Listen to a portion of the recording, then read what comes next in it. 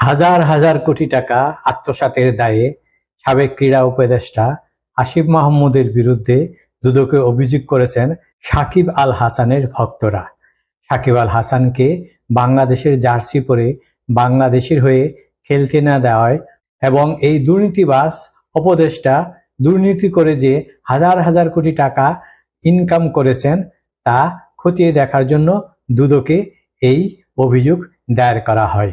সাকিব আল হাসান বিশ্বমানের একজন ক্রিকেটার, তিনি একজন আইকন।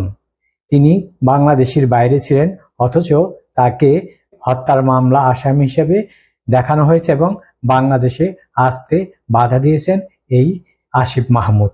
এখন এই আসিফ মাহমুদের বিরুদ্ধেই দুর্নীতির অভিযোগ করা হয়েছে দুদকে। এখন এই অভিযোগকে তার ভাষায়, আসিফ মাহমুদের ভাষায় এটাকে মব বলছেন। তারাই না বলতো বাংলাদেশে মব বলতে কিছু নেই, এটা প্রেসার গ্রুপ। এই চরিত্রহীন গরু চুরের বেটা আসিফ মাহমুদ হাজার হাজার কোটি টাকা দুর্নীতি করে এখন এই রমজান মাসে টুপি পাঞ্জাবি পরে বিভিন্ন জায়গায় ইফতারিতে অংশ নিয়ে বড় বড় কথা বলছে। ছি, লজ্জা, ছি।